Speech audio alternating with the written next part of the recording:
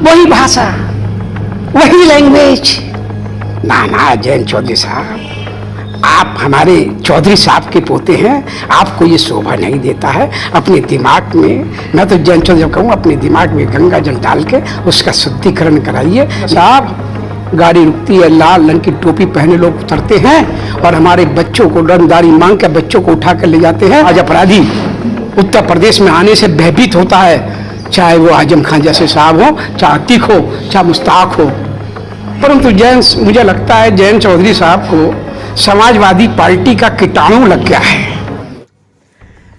जयंत को समाजवादी का कीटाणु लग गया है। खतौली विधानसभा सीट के उपचुनाव में बीजेपी प्रत्याशी राजकुमारी सैनी के प्रचार के लिए लगातार भारतीय जनता पार्टी के मंत्रियों और नेताओं का मुजफ्फरनगर में दौर जारी है। तो वहीं मुजफ्फरनगर पहुंचे बीजेपी व्यापार प्रकोष्ठ के प्रदेश संयोजक विनीत शारदा ने जयंत चौधरी पर जमकर अपनी भड़ास निकाली। इस दौरान मीडिया से बात करते हुए उन्होंने जयंत चौधरी द्वारा दिए गए बयान बाबा जी की फौज में सब तरह के बंदर हैं पर कहा कि मुझे लगता है जयंत चौधरी साहब को समाजवादी पार्टी का कीटाणु लग गया है। समाजवादी पार्टी का डीएनए जयंत चौधरी के शरीर में घुस आया है। वही भाषा, वही लैंग्वेज। जयंत साहब, आप हमारे चौधरी साहब के पोते हैं, आपको ये शोभा नहीं देता है। मैं तो जयंत चौधरी को कहूंगा कि वह अपने दिमाग में गंगा जल डालकर उसका शुद्धिकरण कराइए। बहरहाल, आपका इस पूरी खबर को लेकर क्या कहना है कमेंट में जरूर बताएं और ऐसी खबरों के लिए देखते रहिए आपका अपना पसंदीदा channel India plus news. Muzaffarnagar से इंडिया प्लस न्यूज के लिए संवाददाता तनवीर मलिक की रिपोर्ट। क्या माहौल दिखाई दे रहा है, आप आए हैं व्यापारियों के बीच में? व्यापारियों का मत एक ही है कि हम भारतीय जनता पार्टी के साथ थे, भारतीय जनता पार्टी के साथ हैं और भारतीय जनता पार्टी के साथ रहेंगे। व्यापारियों ने समाजवादी पार्टी का 5 साल का वो कुशासन देखा, जहां लूट, डकैती, हत्या, रंगदारी, चोट वसूली से उत्तर प्रदेश जल रहा था। उत्तर प्रदेश में व्यापारी का बेटा सुरक्षित नहीं था, व्यापारी की बेटी सुरक्षित नहीं थी। कैराना हो, कांदला हो, श्यामली हो, मुजफ्फरनगर हो, रामपुर हो, आजमगढ़ हो, सब जगह व्यापारी की दुकानें 6 बजे शटर गिर जाया करते थे। जब मैं व्यापारी के यहाँ पहुँचा करता था, मैं पूछता शटर क्यों गिर गए किराना में 6 बजे? उन्होंने साहब, गाड़ी रुकती है, लाल रंग की टोपी पहने लोग उतरते हैं और हमारे बच्चों को रंगदारी मांग के बच्चों को उठा कर ले जाते हैं। हम किसी तरह अपने पैसे जोड़ के पैसे देते हैं तो उसके बावजूद बच्चा सुरक्षित नहीं, नाले के पास उसकी लाश पड़ी मिलती थी। परंतु आज 6 साल के अंदर उत्तर प्रदेश में, 8 साल में देश में मेरे व्यापारी का कहीं शोषण नहीं हो सकता।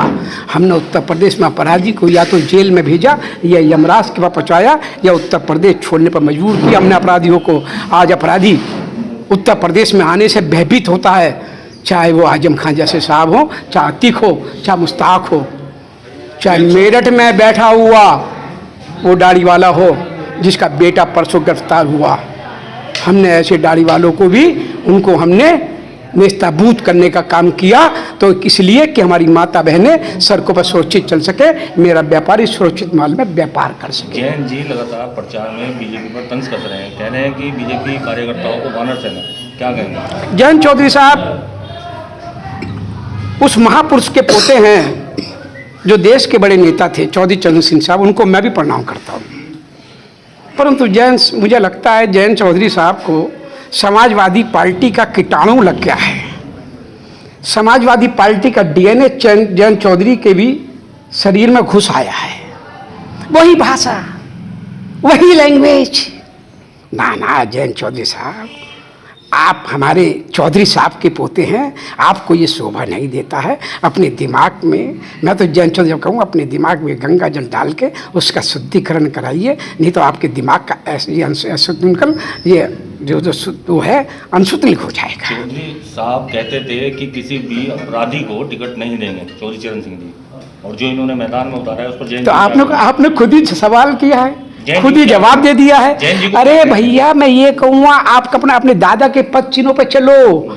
आपके दादा के पद चिन्हों पे चल के उन्होंने किसानों के मसीहा थे, व्यापारियों के मसीहा थे। किसान और व्यापारी का चोली दामन का साथ बताने वाला अगर कोई व्यक्ति था तो देश में चौधरी चरण सिंह साहब और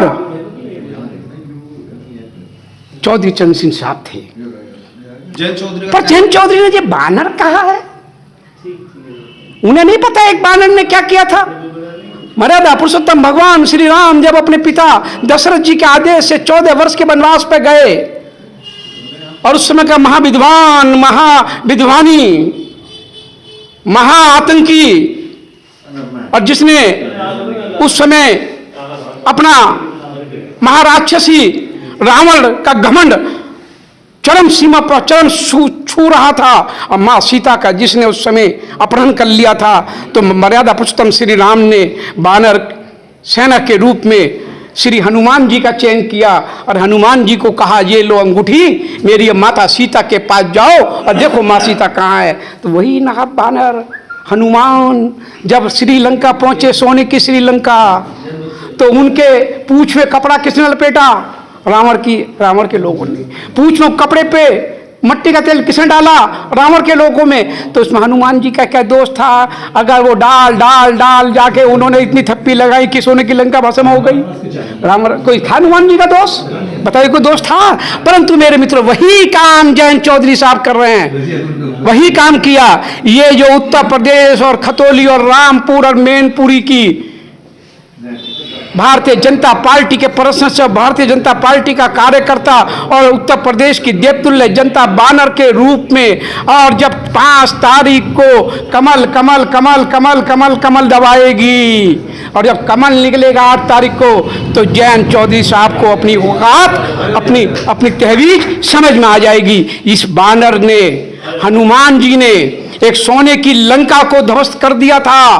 तो ये समझ लीजिए, ये हजारों लाखों की संख्या में आज जो हम वानर रूपी हनुमानी रूपी पुत्र हैं, ये क्या करेंगे?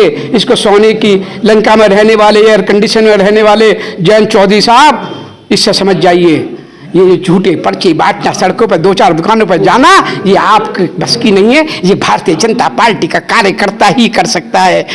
देख लीजिएगा, खतौली में कमल खिलेगा। मेरी बहन श्रीमती राजकुमारी सैनी भारी मतों से जीतेंगी। बगल की विधानसभा रामपुर में भी कमल खिलेगा और मैनपुरी में भी उपचुनाव में, लोकसभा उपचुनाव में कमल खिलने जा रहा है। इंडिया प्लस न्यूज, सिर्फ वही जो सही।